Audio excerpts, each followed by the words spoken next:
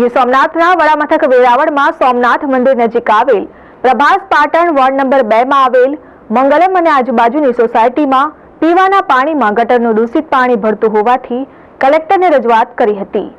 ગીર સોમનાથની સૌથી મોટી નગરપાલિકા વેરાવળ છે, જેના પ્રભાસ પાટણ વોર્ડ નંબર 2 માં આવેલ મંગલમ અને આજુબાજુની સોસાયટીમાં ઘણા સમયથી પીવાના પાણીમાં દુર્ગંધયુક્ત પાણી આવતું હોવાથી લોકો પરેશાન છે।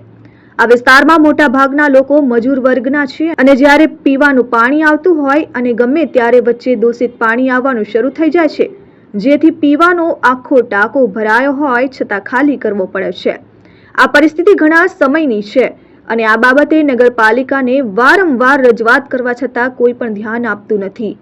આ દૂષિત પાણીને કારણે આ સોસાયટીમાં અનેક જીવલેણ રોગોનો ભોગ બની ચૂક્યા છે અને બીમારીમાં પણ સતત વધારો થતો જાય છે। તેમજ આ સોસાયટીમાં રસ્તો અત્યંત બિસ્માર હાલતમાં છે, ચાલીને નીકળવામાં પણ મુશ્કેલી પડે છે તેમ છે। તેમજ ભૂગર્ભ ગટર ન હોવાથી પાણીનો કોઈ નિકાલ ન હોવાથી રસ્તા ઉપર પાણી ફરી વળે છે। આ વિસ્તારમાં સીમ શાળા પણ આવેલ છે અને આ બાબતે શાળા દ્વારા પણ રજૂઆત કરાય છે।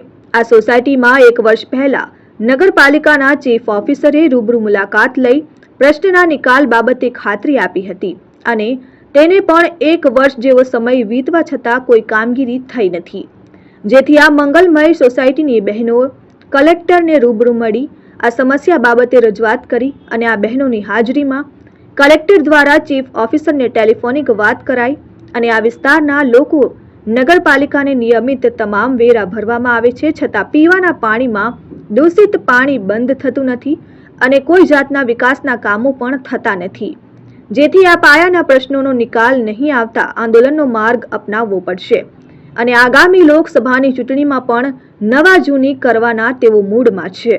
ગીર સોમનાથ પ્રભાસ પાટણ મંગલમ સોસાયટી શાંતિનગર પાછળ 2 નંબર વોર્ડમાંથી બોલું છું। આજે અમારે એટલા વર્ષોથી આવી તકલીફ છે તોય કોઈ કાઉન્સિલર પણ કોઈ અહીંયા ધ્યાન નથી દેતું કે નગરપાલિકાના ચીફ ઓફિસર ખુદ આવીને જોઈ ગયા હતા, છતાં પણ એને પણ કાંઈ પગલાં લીધા નહીં। એટલે આ કાર્ય હવે નહીં કરે તો અમે પછી આમાં મોટું આંદોલન કરવાના છે।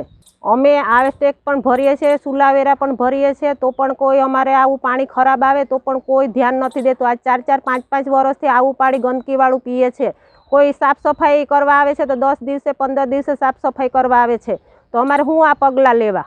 Dikshita Parmar, RN news, Gir Somnath.